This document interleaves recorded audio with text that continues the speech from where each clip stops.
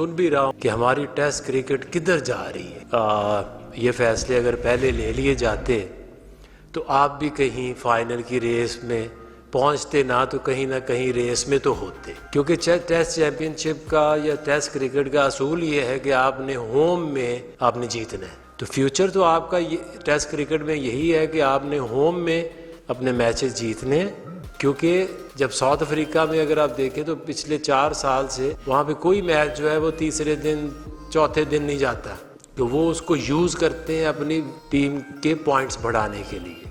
अब ऑस्ट्रेलिया में जाते हैं तो आपको वो अपनी मर्जी की पिचेस देते हैं, अगर आप इंग्लैंड में जाते हैं तो उनकी कंडीशंस की पिचेस होती हैं। तो हमारी जो एक हम सोचते हैं कि इस तरह की टर्निंग पिचेस बनाएं और स्पिनर्स विकेटें लें, तो इसमें प्रॉब्लम क्या आती है ये मैं हैरान हूँ। वैसे अगर फास्ट बॉलर विकेटें ले तो क्रिकेट आगे जा रही है, और अगर स्पिनर्स विकेटें लें तो क्रिकेट पीछे की तरफ जा रही है। I don't understand. जी अस्सलाम वालेकुम, आप सबका बहुत शुक्रिया। हमारे साथ मौजूद हैं Aaqib Javed, interim head coach Pakistan test side. बस आपसे 2 छोटी छोटी गुजारिशात हैं।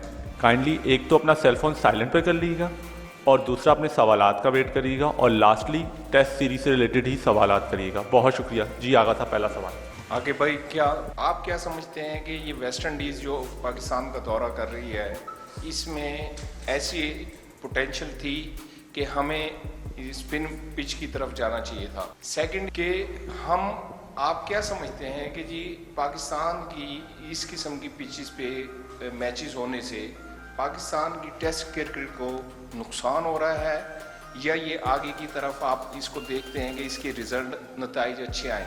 देखिए, जैसे आप पहला सवाल कि वेस्ट इंडीज़ को देखते हुए आपको स्पिन पिच हमें बनानी चाहिए थी या नहीं बनानी चाहिए थी, तो डेफिनेटली बनानी चाहिए थी, क्योंकि उनकी जो बैट्समैन है वो स्पिन के अगेंस्ट इतने ज़्यादा, अब कंपेयर करें ना उनकी जो बैटिंग अगेंस्ट सीम बॉलिंग और स्पिन, तो स्पिन में थोड़ी वीक है if you compare with fast bowling. तो ये हमें तो फ़ायदा इसका हमने सोचा था और होना ही था।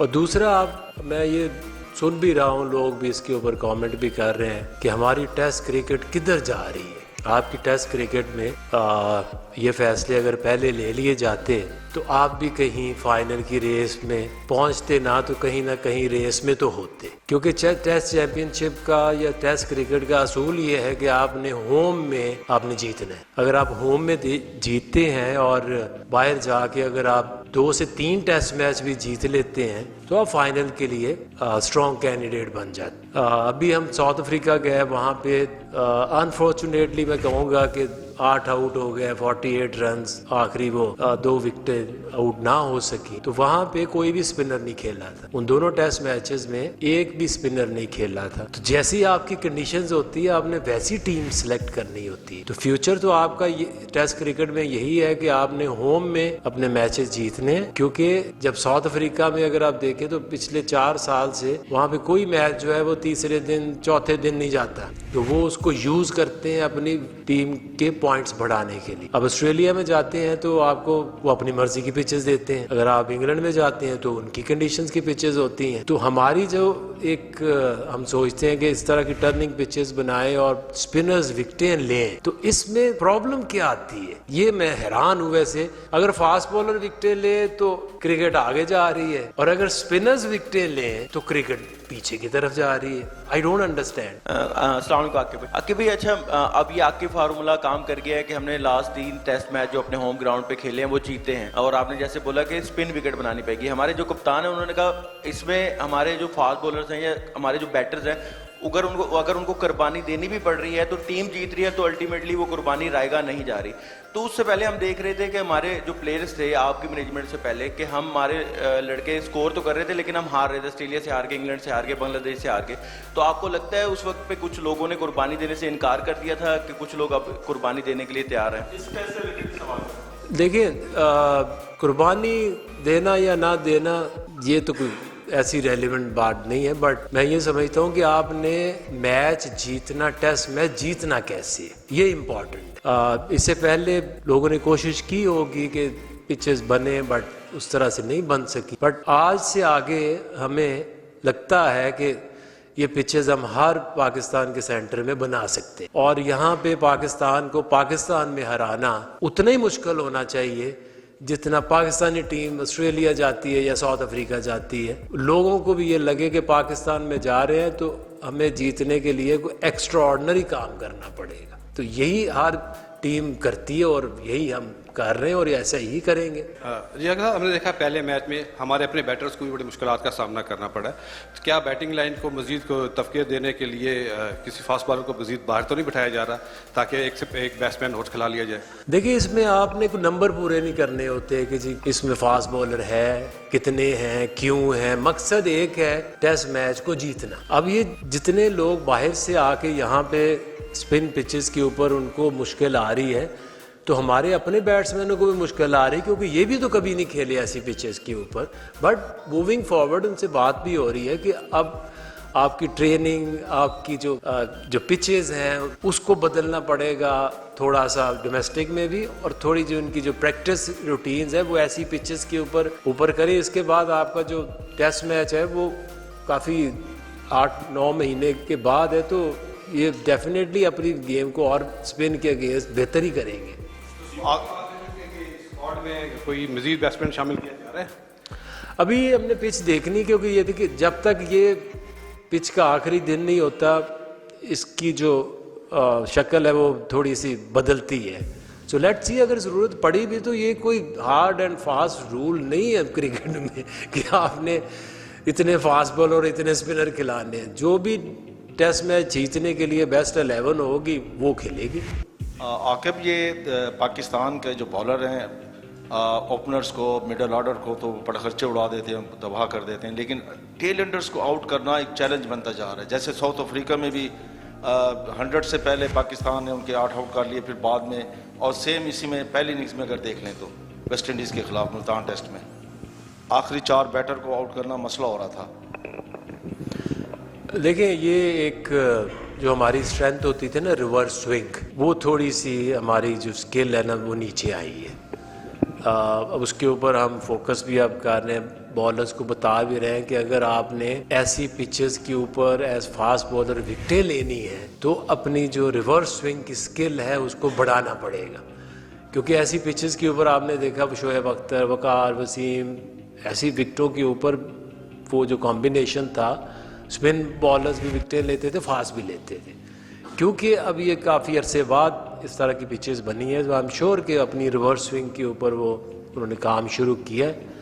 जो भी बंदा इस पिच में विकेटें लेने के जो उसकी चांसेस हैं वो होंगे तो आप तभी उसको खिलाएंगे ना। जी आकिब भाई, मेरे 2 सवाल हैं। अच्छा, चल कर लेने दे। जी चले, मेरा एक सवाल है। मेरा सवाल ये है, ये तो तय हो गया कि हमने होम ग्राउंड में स्पिन पिचेस के साथ अटैक करना है और जीतना है, ये तो तकरीबन तय हो गया, हमने आपसे इत्तेफाक कर लिया, कोई तनकीद नहीं। मेरा सवाल ये है, जब हम मुल्क से बाहर जाते हैं तो वहाँ ज़ाहिर है वहाँ की कंडीशंस और वो पेसर्स के लिए होती हैं। तो शाहीन आफरीदी अगर केप टाउन टेस्ट नहीं खेल सकता तो वो कहाँ खेलेगा फिर? देखिए, उसमें एक चीज़ है कि आप कह रहे हैं कि केप टाउन नहीं खेल सकता। बात यह है कि आप एक वनडे क्रिकेट है, एक आपकी टेस्ट क्रिकेट है। टेस्ट क्रिकेट में अगर आप पूरी उसकी रिसर्च करें ना तो ये कुछ हो ऐसे रहा है कि क्रिकेट इतनी ज़्यादा हो रही है और आप तीनों फॉर्मेट अगर खेलते हैं ना तो फिर हो ये रहा है कि आप एक सीरीज़ टेस्ट मैच में बॉलिंग कराते हैं टेस्ट की, जिसमें आपको 25-30 ओवर कराने पड़ते हैं। उसके बाद 3 महीने में आप 4 डे क्रिकेट ही नहीं खेलते, तो आपको फिर टेस्ट मैच में करानी पड़ती है। ये वही एक रीज़न है जिसकी वजह से जो आपकी बॉडी है फास्ट बॉलर्स की, वो जब एक दिन में 20-25 ओवर कराते हैं तो जब टेल एंडर को आउट करने के लिए जो एनर्जी लेवल है वो नीचे आता है। तो वहाँ पे अगर शाहीन शाह अफरीदी खेलते तो मोहम्मद अब्बास ना खेलते, तो मोहम्मद अब्बास ने भी 3 साल बाद आके वहाँ पे आपको उसकी वजह से ही आप मैच के इतना नज़दीक गए। तो ये सारे जो बॉलर्स हैं अब इनको टारगेट करना पड़ेगा कि टेस्ट मैच आ रहा है, उससे पहले अगर हम लीग्स खेल सकते हैं, अगर हम उस तरह की क्रिकेट जाके खेल सकते हैं, तो टेस्ट मैच से पहले 4 डे क्रिकेट भी खेलनी पड़ेगी, तो आपका स्टेमिना फिर टेस्ट मैच के लेवल का आएगा ना। आकिब भाई, आप फाइटर हैं, आपने लाहौर कलंदर 6 साल आप कहते रहे कि जी ये विन करेगा और वो करेगा, लगातार 2 साल कर गए, इसमें कोई शक नहीं है। आपने अपनी यानी कि क्रिकेट कैरियर में भी इन सफ़ेद पिचेस पे आपका रिकॉर्ड है, शारजा में 7 आउट किया आपने हैट्रिक समेत। मेरा क्वेश्चन ये है कि हम आप जैसे लेजेंड प्लेयर कैसे पैदा करेंगे कि अगर यही पिचेस रह गई? हमें आकिब जावेद कैसे मिलेंगे, हमें शुएब अख्तर कैसे मिलेंगे, हमें वकार यूनुस कैसे मिलेंगे, हमें वसीम अकरम कैसे मिलेंगे, हमें मोहम्मद आसिफ कैसे मिलेंगे?